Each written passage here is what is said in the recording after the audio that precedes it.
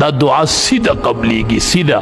نو د دعا نه مخکې درود او د دعا نه پس درود او بیا دعا غوښتل. بل راغې منځ کو درود شریف وي د الله صفت وي او د حمد وي د الله صفتونه وي بیا درود شریف وي بیا دعا شروع کړ. لګیو نبی علیہ السلام پسې راغی وی غواړه وی دعا دی قبلیږي وی په مخې ته ځه ډېر په طریقه دی دعا شروع کړي. اول دی د الله حمد بیان کو بیا دی نبی علیہ السلام باندې درود وی اوس دعا غواړه.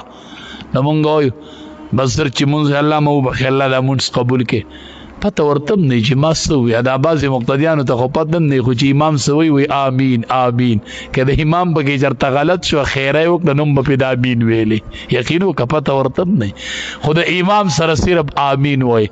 زه شکر دی چې د امین خو پې وایي که نه بعضې خو امین هم نه وایي ښه امام یې غواړي پې امین نه وایي په خپل هم نه غواړي.